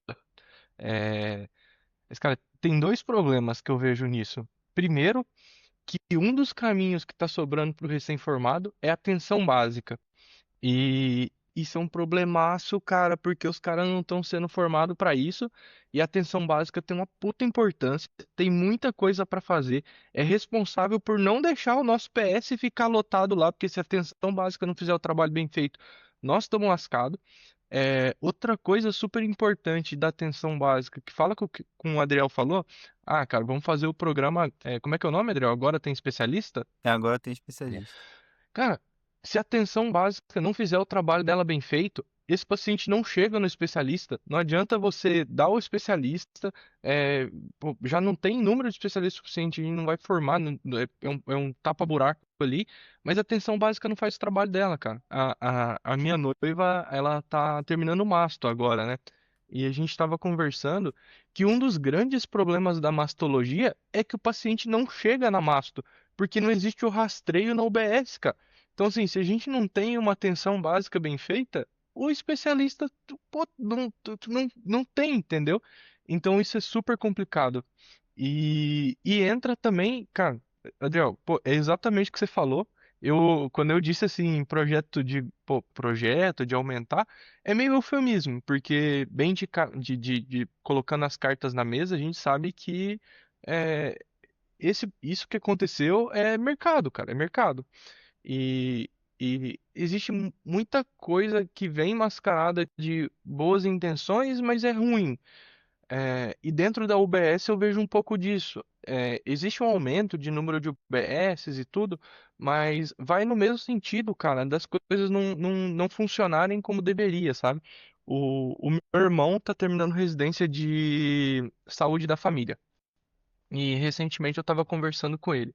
O que me chamou muito a atenção, cara? É super comum o paciente chegar pra gente dentro da emergência, não da emergência, sala de emergência, às vezes na porta, com aquele monte de queixa, um monte de coisa pra resolver. E o que que eu aprendo na medicina de emergência? Cara, meu papel ali é identificar aquilo que é agudo, definir se esse cara precisa ser tratado ou não, tratar a causa aguda, seja internado ou ambulatorial, e o problema crônico eu mando para UBS, que é onde esse cara vai resolver o problema dele crônico, não é isso que a gente aprende? Aí eu fui conversar com o meu irmão e, pô, dentro da emergência a gente tem muita cobrança de, pô, produtividade médica, quantos pacientes por hora. E ali, às vezes você vai dar mais atenção para um caso social ali, você gasta mais tempo, mas não é hora de você fazer toda aquela história e tal. Isso a UBS desenvolve muito bem. E aí eu fui conversar com o meu irmão, cara, ele tá fazendo residência no interior do Mato Grosso. É, e, cara, eles têm cobrança de produtividade médica na UBS do mesmo nível que nós Sim, na emergência, cara. O médico da UBS tem 10 minutos para atender um paciente. Como é que você vai identificar os problemas familiares que tem ali? Pô, você vai fazer toda aquela consulta, entender se o cara tá dormindo bem, tratar o tabagismo, orientar sobre mudança de estilo de vida, ajustar a IC dele, a hipertensão. O problema tá lá atrás, cara. sim. Cara, é gigante, gigante. E aí é o que o Ariel falou, cara. A gente não tem um projeto de Estado, é um projeto de governo em saúde. A cada 4 anos chega um e todo mundo erra. Pô, governo de cá, governo de lá, todos em algum ponto vão errar. E em algum ponto vão acertar. Tem projetos bons dos dois lados. Mas quando muda, vem o outro, cara, desfaz tudo que é bom e tudo que é ruim. E ninguém pega o bom com o bom e vai somando, sabe? Essa mudança de governos que a gente tem há 4 anos, pô, isso aí seria excelente se, assim, o próximo que entra fala, cara, esse que veio antes de mim acertou nesse ponto e errou nesse. Vamos tirar o errado e vamos trazer isso aqui que a gente acha que é legal e as coisas irem se somando e fazer um projeto de Estado. Pô, daqui tantos anos a gente tem que chegar lá e todo mundo que entra trabalha para chegar lá. Mas a cada 4 anos a gente apaga tudo. E a gente vive um loop que o negócio tá dando muito errado, cara, muito errado. E quem tá pagando a conta é a população. Eu acho que isso já linka bastante com outra coisa que o Adriel fala no podcast dele, que é o subfinanciamento crônico do SUS, né? Que a gente tem e que linka totalmente com isso daí, né? Acho que você pode falar um pouquinho melhor sobre isso, né, Adriel? Essa parada da, da UBS é uma coisa. Eu tenho amigos também que trabalham no UBS que, tipo assim, metas absurdas e não tem como cumprir porque você não tem recurso. É o que eu falei, tipo assim, para você poder ser um bom médico, você tem que ter recurso. Se você não tem recurso, e aí o subfinanciamento impede recurso. Quando eu trabalhei lá no interior de Sergipe, tinha um grande problema que a cidade, tipo assim, não tinha UBS direito, não tinha UPA, não tinha nada. E o que eu mais atendia era insuficiência cardíaca descompensada e era assim, eram sempre os mesmos pacientes. Porque eu vou compensar ele, eu vou dar alta, ele vai voltar, porque ele não tem onde acompanhar. Aí eu tô juntando material para fazer um outro episódio, que eu mandei mensagem para vários emergencistas perguntando as coisas que frustram eles. E teve uma colega minha que falou, cara, não aguento mais a VCH, pô. E a VCH é uma doença de país em desenvolvimento, porque o que que gera a VCH é hipertensão não controlada.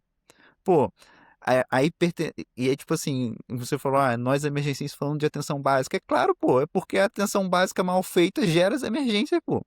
Uma coisa é Sim, você ter trauma, uma coisa é trauma, outra coisa, até sepse mesmo, pô. Sepse acontece com diabetes muitas vezes, né? Quantos pacientes diabéticos vão desenvolver sepse porque o sistema imune abaixa, né?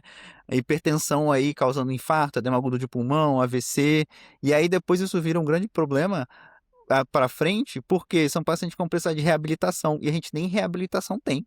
É o que eu falo assim, pô, se você não consegue ter um posto de saúde, se você não consegue ter acesso a remédios, se você não consegue ter acesso até a saúde mental, mas quando tu corta o braço, você consegue na UPA levar ponto, você tem saúde? Eu acho que não. Eu acho que é uma coisa muito mais ampla. Você tem acesso, de novo, a um técnico de medicina que consegue suturar até o braço, mas não necessariamente você tem acesso a um médico. Essa questão aí do subfinanciamento é uma parada assim. é, Tem o meu episódio lá do subfinanciamento do SUS, mas eu posso trazer duas informações aqui. Que assim, antes da gente ter o SUS, a gente tinha, durante a ditadura, a gente tinha o INAMPS. é, e o INAMPS eles faziam convênios com a rede privada, que assim, mercadologicamente falando, é maravilhoso, porque o governo da ditadura falava assim para o ente privado que queria abrir um hospital, falou assim, ó, eu te dou o financiamento para você construir o hospital, e aí eu te dou os pacientes também, porque o seu hospital privado vai ser conveniado com o governo que você vai fazer atender o INAMPS. Então você constrói o hospital e eu te dou os clientes. Quem que não adoraria? A gente gosta de café, né? Quem que não adoraria fazer uma cafeteria, fala, chega o governo e fala assim, ó, eu te dou o dinheiro para tu fazer a cafeteria e eu te garanto os clientes também. Pô, perfeito, né? E aí 70% da rede do INAMPS era rede privada conveniada. Então você tinha. E aí, quando a ditadura foi acabando, estava perdendo a força, e aí já estava naquela transição, muitos hospitais privados se descredenciaram do INAMPS. Então a gente teve um déficit, quando veio o SUS, a gente tem até hoje um déficit de instituições públicas para atender o SUS gigante, que não foi sanado porque a gente não tem financiamento para isso. E aí, vocês podem ouvir lá o episódio do financiamento do SUS, que assim, é criminoso o negócio. E aí, recentemente, eu não sei se vocês têm acompanhado, e é o que eu falo da gente entender um pouco de política, vocês têm acompanhado essas tretas que estão tendo de emenda PIX, de orçamento secreto e tal. Pô, antigamente, antes desse negócio do orçamento secreto, o Centrão tinha muita força. é, o Centrão tinha menos força, porque assim, o presidente se elegia, e aí os recursos que os partidos que não eram aliados, mas que estavam compondo o governo que era no Centrão, eles conseguiam recurso através de ministérios, né? Então, tipo assim, o nosso partido te apoiou, então agora a gente precisa de um ministério. E aí o recurso do ministério era um recurso ali que aquele partido que apoiou ia usar, aquele parlamentar, aquele deputado ia usar. Quando começa o negócio do orçamento secreto, e o orçamento secreto é um nome muito bizarro, você pensar que tem orçamento secreto, porque é o quê? Você tem um parlamentar que ele destina uma emenda para algum lugar, só que secretamente. Isso é muito estranho você parar para pensar por que que um político está destinando um dinheiro para um lugar e ele não quer que saiba quem foi. Pô, isso não é uma puta propaganda política para o cara se reeleger depois? E eles mantêm um negócio secreto. E o que que acontece? Hoje em dia, esse orçamento secreto, que agora está chamado de emenda PIX, é beira quase 60 bilhões de reais. É muita grana. E aí descobriram, por exemplo, que um dos lugares que estava mais recebendo emenda de orçamento secreto era cidade no interior do Maranhão. E essas emendas estavam teoricamente atreladas a serviço de saúde. Aí, só os dados para vocês terem uma noção. Tinha uma cidade no interior que, tipo assim, para você poder receber mais orçamento, mesmo que fosse de emenda de orçamento secreto, você tinha que mostrar que você estava produzindo mais. Então, teve uma cidade no interior do Maranhão chamada Santa Quitéria do Maranhão, que a cidade registrou em 2020 96,8 mil atendimentos de urgência por médico especializado em 2020, que era quase 4 atendimentos por habitante naquela cidade, sendo que em 2019 o número de atendimentos de urgência por médico especializado foi zero. Teve 45,2 mil consultas médicas e um ano antes era nenhuma.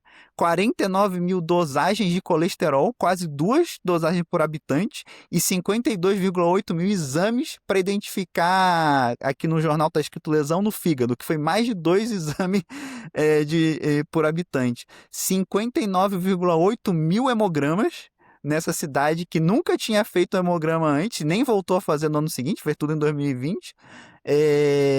Só 3 cidades no Brasil em 2020 fizeram mais hemogramas do que essa cidade de Santa Catarina do Maranhão. E o dado que é bizarro, assim, 3.101 exames Western blot para diagnosticar HIV. A cidade tem 25,8 mil habitantes e ela fez mais exame de Western blot do que a cidade de São Paulo em 2020. Foi a cidade que mais fez. Então, tipo assim, isso Isso é tudo é bizarro. dado maquiado para eles receberem mais orçamento. E aí, depois eu posso mandar para vocês a matéria que mostrou isso daí. Foram conversar com os senadores e com deputados lá do Maranhão e nomes que apareceram envolvidos, porque essas cidades do interior do Maranhão estavam recebendo muitos milhões de reais, assim, a mais bizarro. Aí um senador virou para o jornalista e falou assim: pô, eu fico muito feliz que essas cidades do interior do Maranhão estão recebendo mais dinheiro, melhora a saúde, né? Tipo assim, pô, ninguém é otário aqui, né, pô? E aí, assim, depois eles descobrem que tem um negócio chamado volta, que, tipo assim, o deputado manda, o parlamentar manda um dinheiro, e aí tem um dinheiro que tem que voltar. E hoje em dia, se você procurar na internet, você vai ver aí que tem ministro do STF mandando barrar a emenda Pix justamente por conta disso, assim. Pô, dinheiro público tem que ter transparência, cara. A gente precisa saber para onde é que tá indo. Aí a gente volta lá pra galera na UBS teve uma cidade envolvida nisso daí, que a cidade foi campeã de extração de dente. Tipo assim, a cidade em um ano extraiu 272 mil dentes, assim, era como se todo mundo da cidade tivesse que ter ficado banguela 2 vezes, tá ligado? Então, tipo assim, aí a gente volta para o UBS. Porra, por que que a UBS não tem dinheiro? Por que que a UBS não tem médico? Pô, beleza a gente ter meta para bater. Tudo bem, eu acho que metas são importantes. Às vezes a gente pode discordar de quais metas são importantes e qual é a meta que a gente tem que colocar. Mas, porra, se uma pessoa está sobrecarregada. Pensa assim, isso a gente vê isso acontecer muito. O médico vai lá, não consegue bater a meta. Ele é mandado embora, é chamado um outro médico, porque o problema é o médico, às vezes o problema é a meta, e às vezes a forma de você resolver a meta, de você conseguir bater as metas, é você ter mais médico, pô. Você ter mais enfermeiro, você ter mais profissional da saúde. Só que a gente não tem dinheiro para fazer isso, o que que vai adiantar? E aí a gente pode, voltando a falar do assunto, que o assunto é o Enamed e o problema de formação dos médicos, cara, cada vez mais a gente tá tendo um monte de médico jogado por aí. Aí beleza, os médicos passam no Enamed e não passa na residência, vai trabalhar em UPA, vai trabalhar em SAMU, vai trabalhar onde quer que seja. É, os valores de plantão, os salários médicos estão diminuindo cada vez mais. E, mano, se você não quiser pegar plantão, vai ter alguém que queira. entendeu? Não vai ficar sem médico para dar plantão, principalmente nas cidades. No interior você até pode ficar sem médico, porque isso acontece com frequência. Em cidade grande como São Paulo, onde a galera vai tentar a sorte, vai ter mais vagas de residência, vai ter quem queira pegar plantão. E, cara, um cara que tá desesperado para pegar plantão, para pagar parcela de financiamento, para pagar cartão de crédito, ele não tá nem aí na qualidade de assistência que ele quer dar. Ele vai dar o plantão dele e esperar que ele não tome calote de OS no final do mês, entendeu? Então, assim, a discussão sobre qualidade médica passa pelas condições que a gente está dando para esse médico trabalhar também, cara. É um assunto muito complexo. E entra um pouco, né, Ariel, naquela questão também da interiorização, né? O, cara, porque você tem que ter algum atrativo para levar o médico pro interior, né? Você falou antes de, pô, colocar shopping e tal. Nem sei se precisa, na real, assim. Eu sei que tem muita gente que curte. Eu sou um cara que, pô, adoro o interior. Eu moraria Eu Se fácil no tiver um curto. interior. rio pra você pescar, Não, né? Tá mano, bom se já. tiver um rio pra eu pescar, pode me levar. Cara, tem que ter um benefício, sabe? E aí às vezes você vai pro interior, cara, não paga, paga muito mal, tem lugar que paga mais do que a capital, mas aí você não recebe, você toma o calote. Então, cara, putz, essa questão de subfinanciamento é terrível e o negócio das emendas entra de novo lá atrás sobre os projetos, né, de Estado, de governo. Porque quando você põe uma parte gigantesca do orçamento na mão de emenda parlamentar, não tem projeto, né? O Não, parlamentar, tem ele zero tem. projeto, e aí o pior é que a gente não tá nem preso a um presidente que talvez tenha um projeto mais aliado com o partido ou alguma coisa, a gente tá preso a deputados, a pessoas ali Isso! que têm projetos próprios. Aí, pô, eu não sei exatamente quanto do orçamento da nação hoje tá na mão de emenda, mas é uma parte muito grande. Mas, assim, já é uma falha a nível de presidente, né? Pô, a cada 4 anos o negócio vira. Mas aí, pelo menos, o presidente tem um projeto pior que seja. Então, vamos tentar tocar a saúde desse jeito aqui. Nem ele consegue, porque o orçamento não tá na mão dele, tá na mão do deputado. Aí o deputado vai lá, abre um baita de um hospital num lugar nada a ver, que, pô, só paga uma fortuna numa estrutura, que boa parte vai ser desviada, não vai ter profissional, não vai ter equipamento. Pá, adiantou pra quê, né, cara? Pô, é frustrante isso. E aí você parar pra pensar nessas questões de teto de gastos, essas coisas assim, né? Que até foi congelado, né, por 20 anos, depois pensaram no novo arcabouço fiscal aí, mas como é que você coloca um teto de gasto para saúde e educação, assim, que são coisas básicas, né? Que teoricamente, beleza, não é que, tó dinheiro aí, a torta direita aí, pra vocês fazerem o que vocês quiserem. Mas, cara, tem certas coisas que você não pode ficar colocando teto e fazendo limite rígido para algo que vai beneficiar claramente a população e que não está interligado só ali a uma coisa, mas a saúde da nação como um geral, assim, né, cara? Então é muito triste porque vem um governo faz uma coisa e vem outro, desmancha tudo e a gente fica vendido no meio desse fogo cruzado. É assim, ó, a questão que assim, as pessoas podem até ficar perdidas no meu episódio, pô, o episódio não era sobre a média e o resultado ruim. O que eu quero dizer é que assim, pô, Uhum. prova é o que a gente tem pra agora? É. A gente pode melhorar essa prova? Pode. Como é que a gente melhora a saúde? Porque a questão do na média, tipo assim, é uma prova que foi colocada na justificativa de que a qualidade dos médicos é ruim. Indiretamente a gente está falando, a saúde que a gente está dando para as pessoas está caindo a qualidade. Então a gente precisa melhorar a qualidade da saúde que a gente está dando para as pessoas. Como é que a gente melhora essa qualidade? É com a prova? Não. A prova pode até ser o que ela está sendo divulgada agora como uma forma de avaliar essa qualidade. E ficou constatado que a qualidade é ruim. O que a gente vai fazer a partir daqui? Como é que a gente melhora essa qualidade? Eu sou da opinião de que, para a gente melhorar a qualidade da saúde, primeiro a gente precisa melhorar a base material, a infraestrutura, os recursos que as pessoas têm. A gente precisa construir mais serviços de saúde, novos polos de saúde para conseguir garantir que a gente tenha bons médicos. Aí, se o médico que se forma no lugar com estrutura é bom ou ruim, o cenário muda. Aí a gente pode olhar para o médico, mas eu acho que a gente não pode só olhar para o médico, a gente precisa olhar para a estrutura. E aí sim, quando a gente fala da questão do financiamento, eu detalho bastante isso lá no episódio sobre o SUS, mas sobre o financiamento do SUS, e tem uma questão que a gente tem que ter em mente, que assim, a gente não só não tem projeto a longo prazo, como o nosso projeto é a curtíssimo prazo. Existe um conceito que foi desenvolvido pela Fiocruz chamado CEIS, que é CEIS, Complexo Econômico Industrial da Saúde, que é pensar assim, porra, mano, a gente tem um sistema de saúde público que tem, teoricamente, tem verba para fazer coisas e a gente tem gente desempregada querendo trabalhar e a gente tem muita tecnologia, porque assim, a gente, porra, tem a Unicamp, tem a USP, tem a UFSCar, tem a Embrapa, tem a própria Fiocruz, Instituto Butantan, um monte de coisas super tecnológicas, a Hemobras também, que é outra empresa brasileira super tecnológica, a gente tem a própria Embraer, que eu vou fazer um link com a Embraer, vocês vão entender, que tipo assim, tem muita tecnologia para fazer muita coisa, e muita gente competente. Então vamos criar complexos econômicos e industriais da saúde, que a gente consiga empregar as pessoas, desenvolver tecnologia e construir saúde a partir disso. Porra, como é que a gente tem um sistema de saúde desse tamanho e a gente não produz nossa própria insulina? Como é que a gente tem um sistema de saúde desse tamanho, e principalmente depois da pandemia, e a gente não consegue, e a gente não tem uma fábrica de ventilador mecânico brasileira? Você parou para pensar nisso, que a gente não tem ventilador mecânico brasileiro, e a gente tem um sistema de saúde público gigantesco?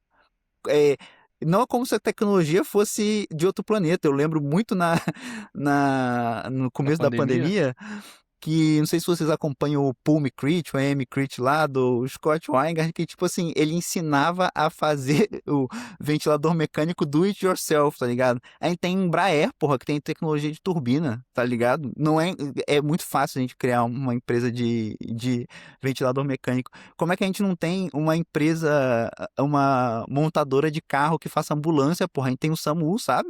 Por que a gente não tem coisas nossas? Isso é falta de projeto.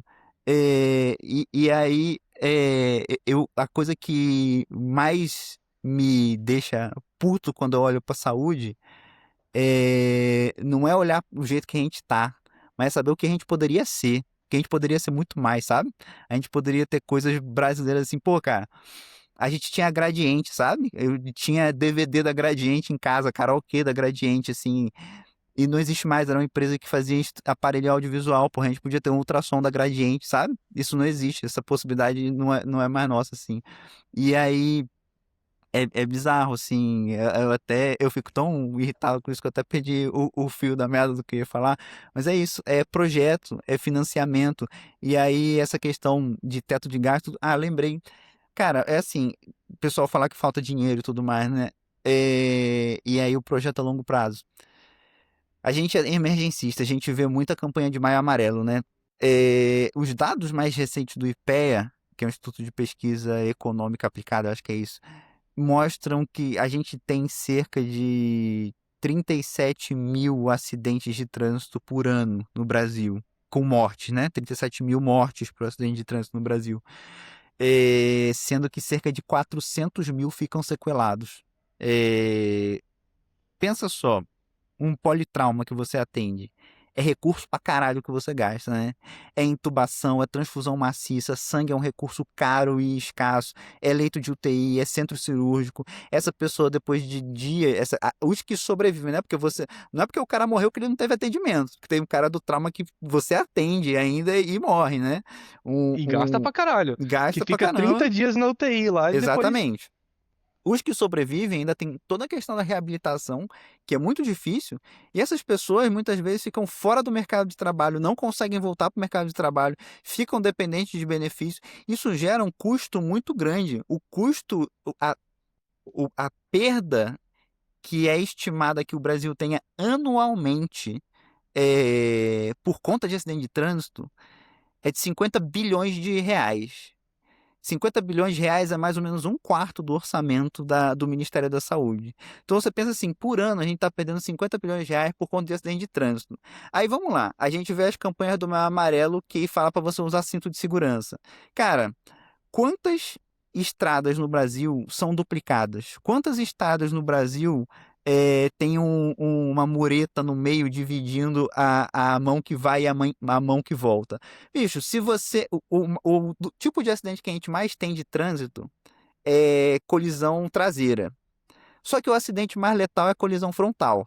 Se você está de cinto de segurança e você vai tentar ultrapassar um carro e você bate de frente com um caminhão, você vai morrer.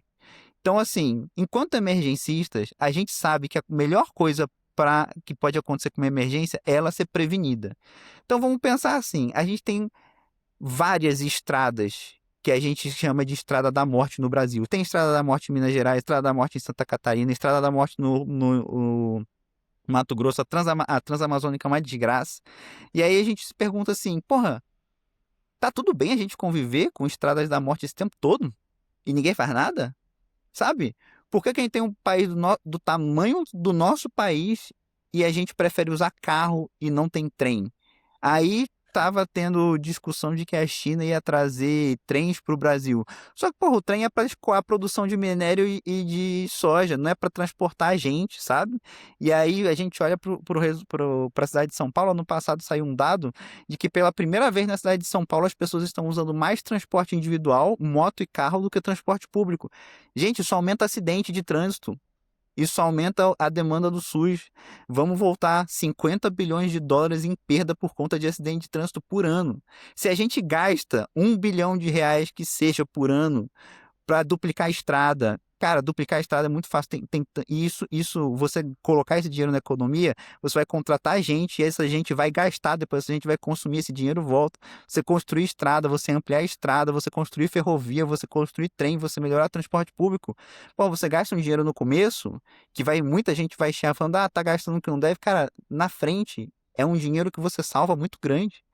É gente que não vai morrer, sabe? É gente que não vai perder emprego.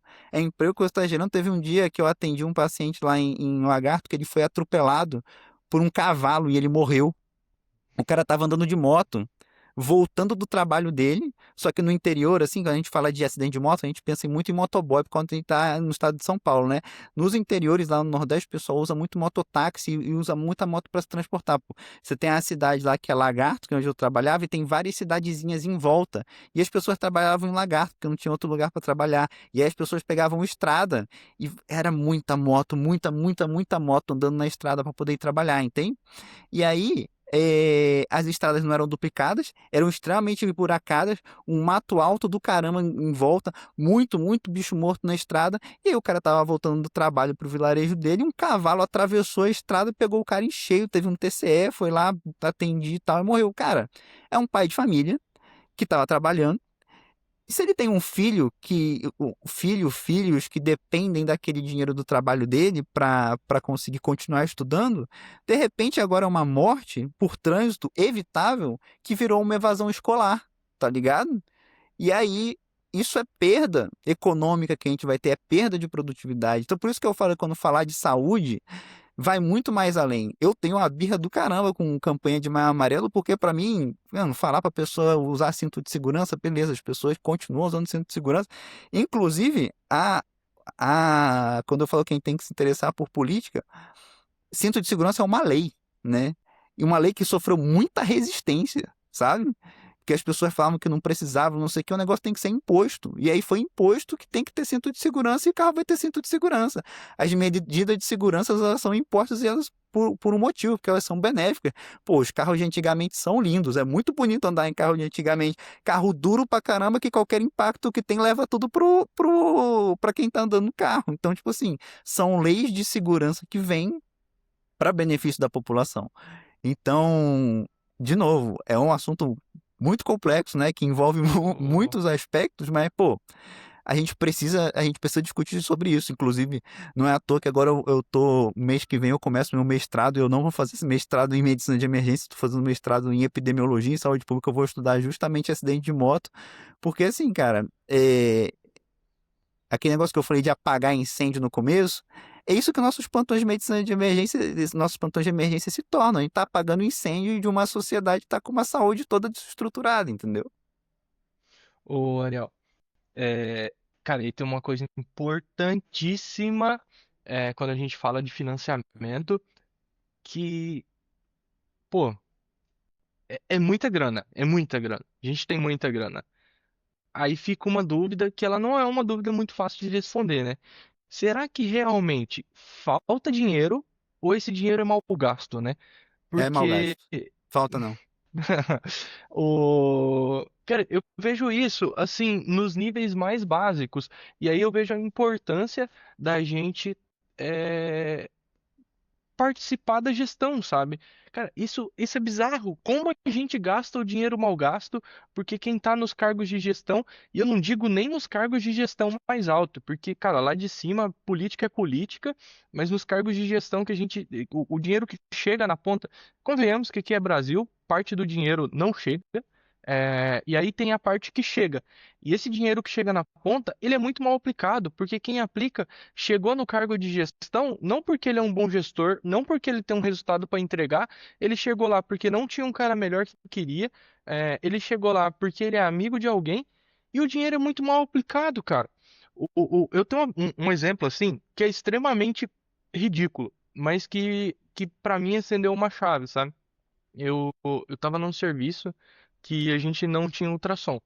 Eu queria muito ultrassom. Aí, cara, comecei ali, pô, vamos ultrassom, Uma ultrassom, luta. Até ultrassom. você convencer que o ultrassom não precisa ser do radiologista, convencer que você precisa de um ultrassom que dá pra funcionar fora da tomada. Porra, Não, é calma, difícil. véi, aí, pô, não, vamos conseguir um ultrassom. Falei, galera, deixa eu explicar pra vocês. Eu tô querendo um ultrassom pra emergencista. Onde eu ficar? Maletinha pequena, sem bateria, não é grande, não é caro. Eu não quero o melhor, porque o melhor é do radiologista, é o cara que vai calcular a Simpson e eu não vou calcular a Simpson beira leito, irmão. Eu quero um negócio que aguenta pau, que vai durar, entendeu? Quero três probes, um ultrassom pequeno, não é o mais caro. O que que veio pra mim, Ariel?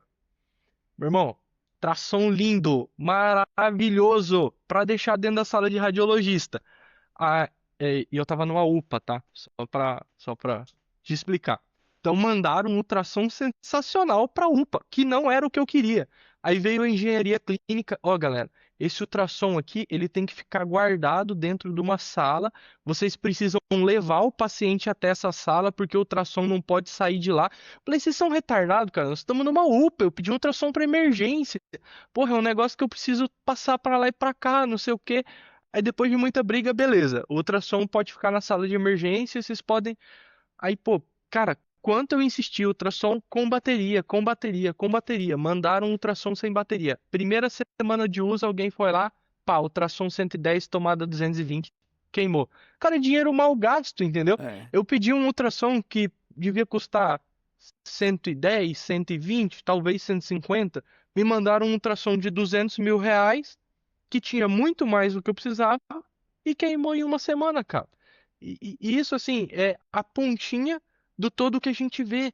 É incrível como o dinheiro chega e enquanto a gente não tiver gente boa nos cargos de gestão, o dinheiro vai continuar saindo pelo ralo.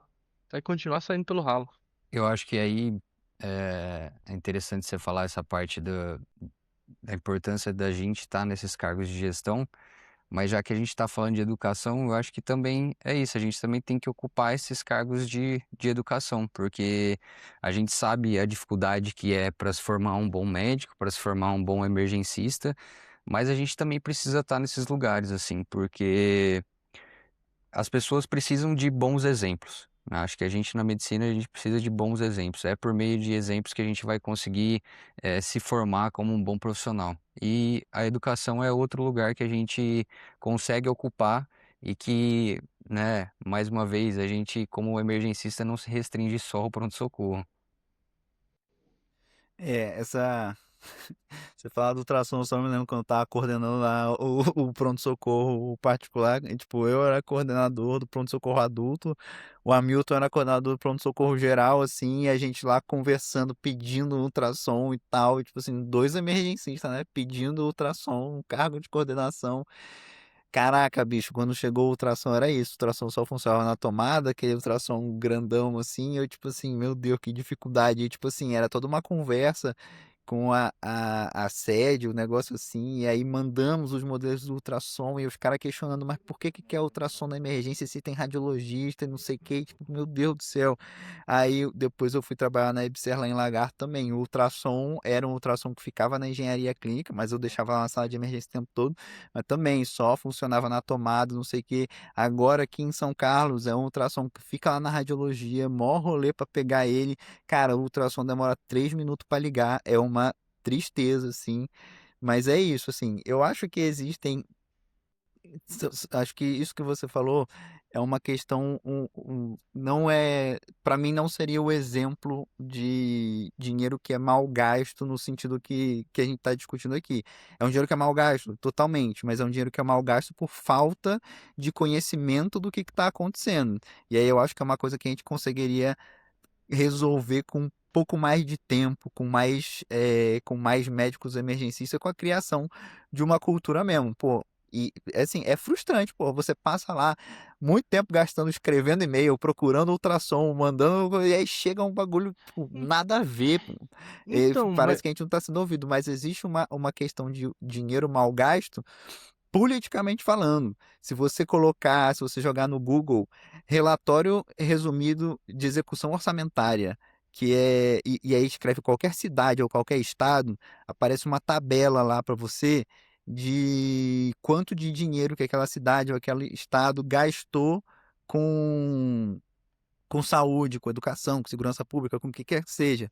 E aí a saúde ela é dividida lá em atenção hospitalar, atenção ambulatorial, vigilância epidemiológica, vigilância sanitária, aí tem gastos administrativos. Cara, gastos administrativos é uma desculpa para você colocar qualquer coisa, tá ligado?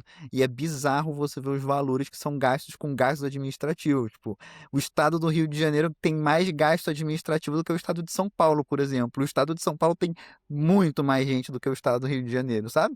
Então, tipo assim, você vai começando a olhar as coisas e você fala, e aí tem aquela questão, a gente tava falando do orçamento secreto e tal, cara.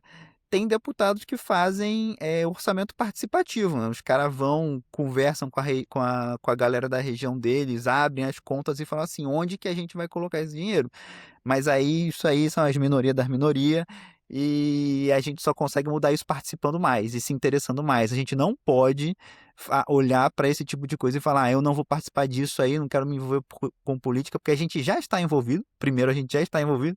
E segundo, se você não quiser participar, alguém vai alguém vai participar. participar. Não existe vácuo nesses lugares assim. Então, tipo assim, da mesma forma da gestão dos hospitais. Se você não quer participar, alguém vai participar, pô. E aí, se você não está Então, satisfeito com sua emergência, paciência. mas é isso, cara. Eu acho que são dois níveis. O primeiro é o nível político, que é um pouco mais difícil, e ali acontece um problema pior do que o mau emprego do recurso, que é o desvio do recurso. Esse existe, Sim, cara. A gente não tem o que discutir. É, e é um pouco mais difícil de entrar na política do que na gestão. Mas sim. existe o nível de baixo, que é a gestão nos seus mais diferentes níveis de gestão. Pô, desde a gestão ali, sou coordenador do pronto-socorro, sou coordenador do hospital, tô, e vai subindo, entendeu? E cargos técnicos. E eu acho que o exemplo do ultrassom é a pontinha de baixo, que é alguém sem conhecimento, porque ninguém subiu nesse cargo de estar ali no nível acima, que é o cara que escolhe o que que vai comprar e é isso, e pronto, sabe? Então a gente não participa. Eu acho que está muito longe de chegar a participar da política. A gente tem que chegar lá, mas a gente não participa da gestão básica, sabe?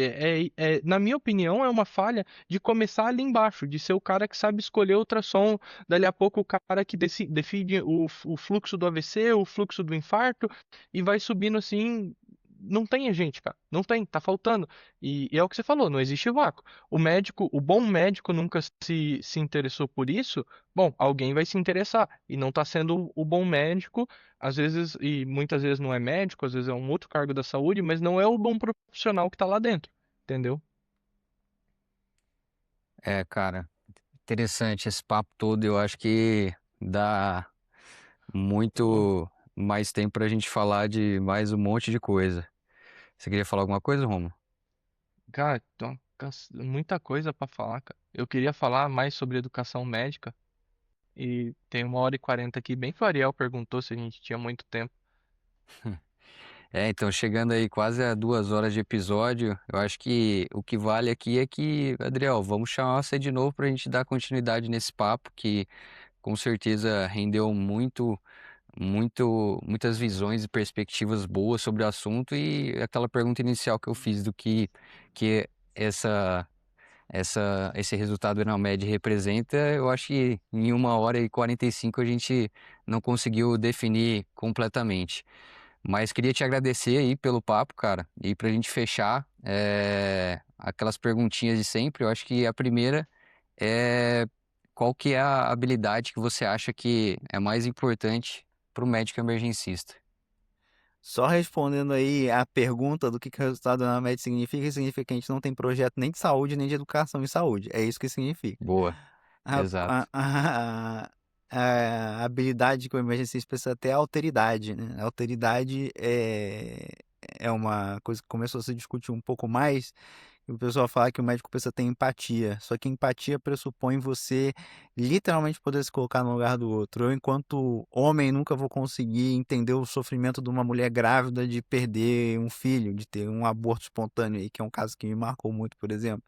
Mas a alteridade significa isso de você conseguir entender ou conseguir compreender que aquele sofrimento é importante para a pessoa. E a gente na emergência trabalha o tempo todo com o sofrimento das pessoas. E a gente precisa compreender esse sofrimento aí. Ô, Adriel, Legal. vou, vou mudar a nossa tradição aqui. É sempre perguntar o que um bom emergencista tem que, a habilidade que um bom emergencista tem que ter. O que que você acha que é uma habilidade que um gestor tem que ter? Cara, eu não sei como, eu não sei a palavra que eu consigo usar para isso, mas o gestor tem que ser presente na linha de frente, sabe?